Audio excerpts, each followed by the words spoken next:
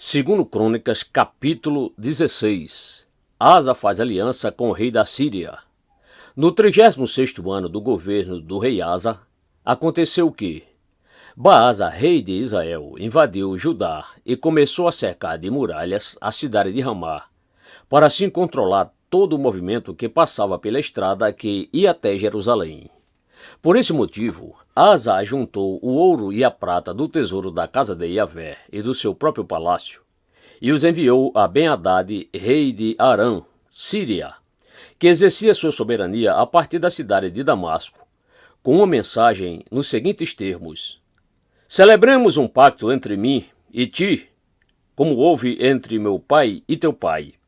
Eis que te mando ouro e prata como gesto de boa vontade. Vai e anula a tua aliança com Baasa, rei de Israel, para que se retire das minhas terras. Ben-Hadad aceitou a proposta do rei Asa e enviou os capitães dos seus exércitos contra a cidade de Israel, e feriu a Ijon, Dan, Abel-Maim e todas as cidades armazéns de Naphtali, lutador.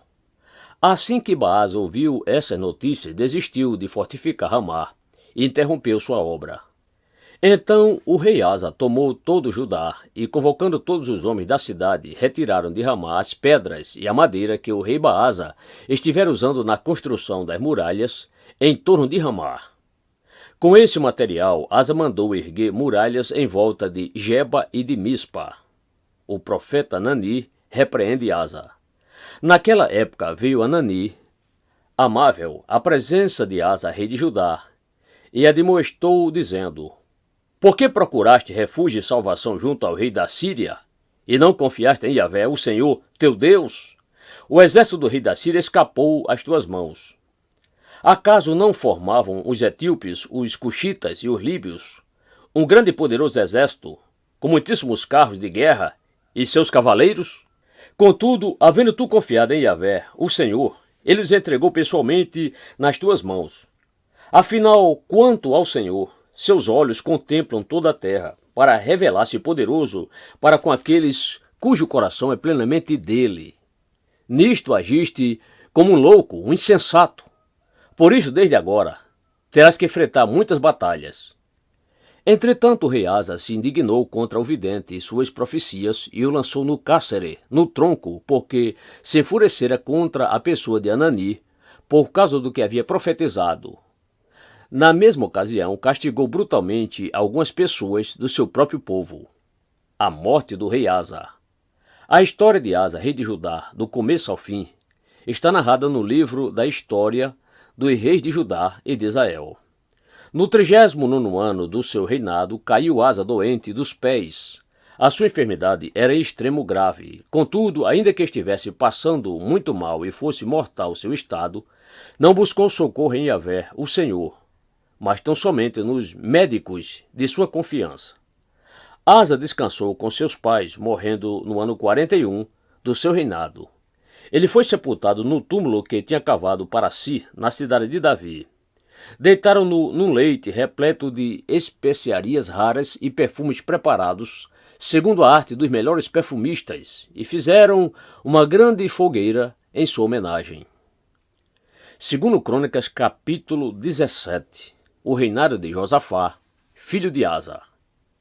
Então Josafá, o filho do rei Asa, passou a reinar em seu lugar e fortaleceu-se contra Israel.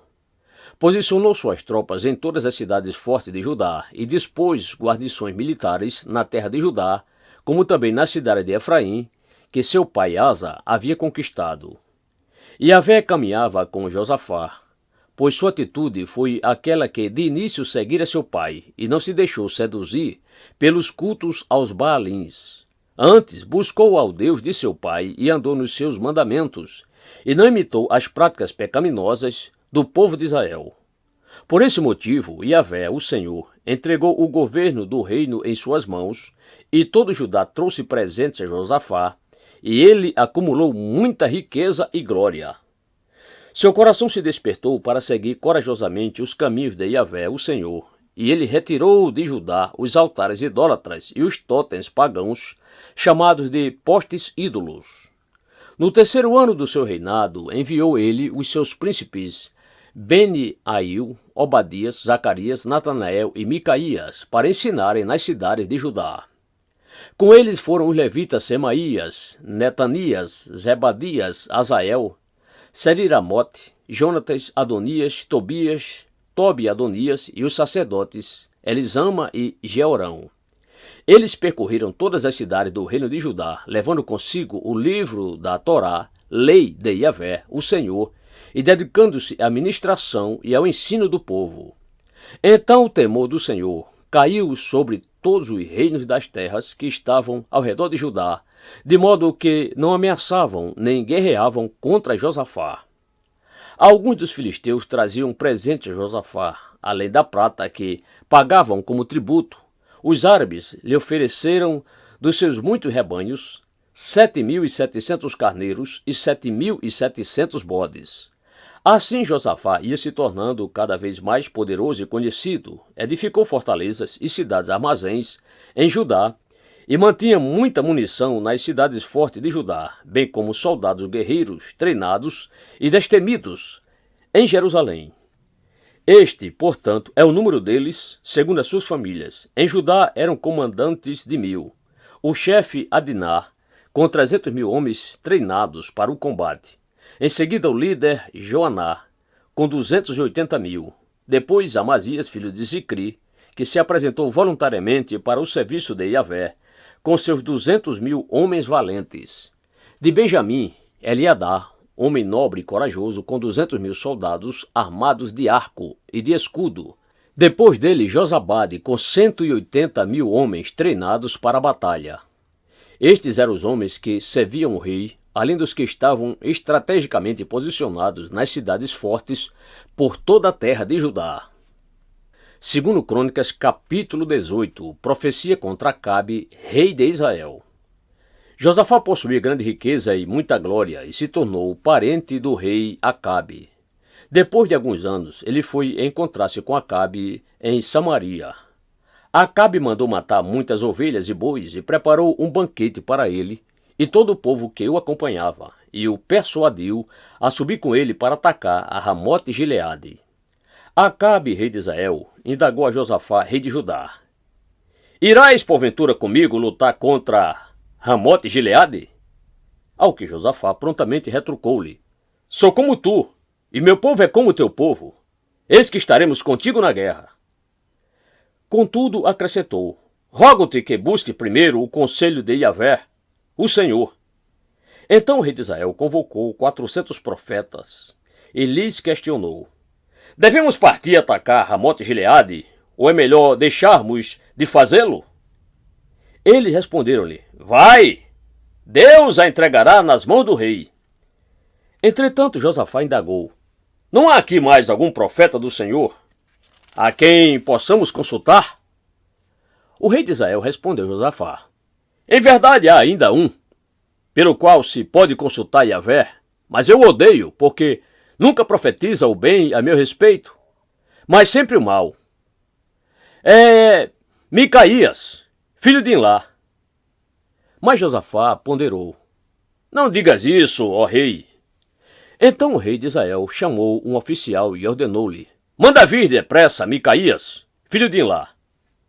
O rei de Israel e Josafá, o rei de Judá, vestidos de trajes reais, estavam assentados cada um no seu respectivo trono, na praça da entrada de Samaria, e todos os profetas profetizavam diante deles.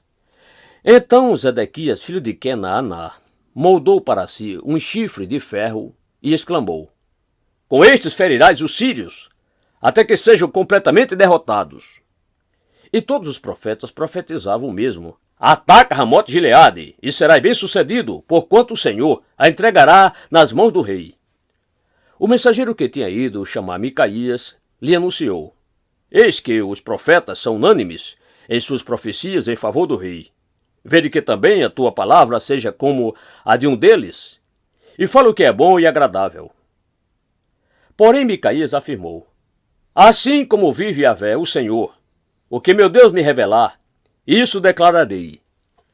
Quando Micaías entrou na presença do rei, este lhe indagou: Micaías, devemos marchar contra Ramote Gileade ou não? Ao que ele respondeu prontamente: Atacai e sereis bem-sucedidos, e eles serão todos entregues nas vossas mãos. Mas o rei retrucou-lhe: Quantas vezes terei que te pedir que não me fales senão a verdade diante de Yahvé, o nome do Senhor? Então o profeta declarou: Vi todo Israel disperso pelos montes, como ovelhas que não têm pastor. E Yahvé revelou: Estes não têm senhor. Volte cada um em paz para casa. Então o rei de Israel disse a Josafá: Eu não te disse que ele não profetizaria nada favoravelmente a meu respeito, mas tão somente prognósticos de derrota? Todavia, Micaías prosseguiu dizendo: Ouvi a palavra de Yahvé, o Senhor. Eis que vi o Senhor sentado no seu trono, e todo o exército celestial em pé à sua direita e à sua esquerda. E eis que Yahvé indagou: Quem enganará Acabe, rei de Israel, para atacar Ramote Gileade e lá perder a vida? E um sugeria de uma maneira, e outro de outra. Então, finalmente, surgiu um espírito e apresentou-se ao Senhor, dizendo: Eu enganarei. Diante do que perguntou-lhe o Senhor: De que maneira? E o espírito respondeu: Irei ser um espírito mentiroso na boca de todos os profetas do rei. Então declarou-lhe o Senhor: Vai e realiza teu intento. Tu, de fato, o enganarás e prevalecerás contra ele. E o Senhor pôs um espírito mentiroso na boca destes teus profetas. E Yahvé, o Senhor, portanto, é quem determinou a tua desgraça e derrota. Imediatamente Zedequias, filho de Kenaná, aproximou-se, deu um tapa no rosto do profeta Micaías e interrogou: Como o Espírito do Senhor me deixou para falar a ti? Ao que Micaías respondeu: Tu o verás no dia em que tiveres de vaguear de um aposento a outro, a fim de te esconderes. Então o rei exclamou com indignação: Pegai Micaías e levai-o de volta a Amon, o governador da cidade, e a Joás, filho do rei, com a seguinte mensagem: Assim diz o rei: prendei este homem no cárcere e sustentai-o somente a pão e água, até que eu volte em paz. E Micaías ainda concluiu: Se voltares em paz, e Yahvé o Senhor não falou por mim. E disse mais: Ouvi, todos do povo, as palavras que ora vos proclamo. A profecia se cumpre e Acabe morre. Então o rei de Israel e Josafá, rei de Judá, partiram com o objetivo de atacar Ramote Gileade. E o rei de Israel confidenciou a Josafá: Eu me disfarçarei e entrarei na batalha. Tu, porém, vestes os trajes reais. E assim se fez. O rei de Israel disfarçou-se e ambos foram para o combate. O rei da Síria havia ordenado a seus chefes dos carros de guerra: Não lutareis nem contra soldados, nem contra oficiais, mas tão somente contra o próprio rei de Israel. Então, quando os capitães dos carros avistaram Josafá, imediatamente deduziram: Eis que vem aí o rei de Israel. E o cercaram para atacá-lo, mas Josafá clamou, e Yahvé, o Senhor, o livrou. Deus os afastou dele, pois, quando os capitães dos carros viram que não era o rei de Israel, deixaram de persegui-lo. De repente, um soldado disparou seu arco ao acaso e atingiu o rei de Israel entre os encaixes da sua armadura abdominal. Então o rei ordenou ao condutor do seu carro: Volta e tira-me da batalha, porque estou gravemente ferido. O combate ficou mais acirrado durante todo aquele dia, e assim o rei de Israel teve que enfrentar os arameus em pé no seu carro até o final da tarde. E ao pôr do sol morreu Acabe.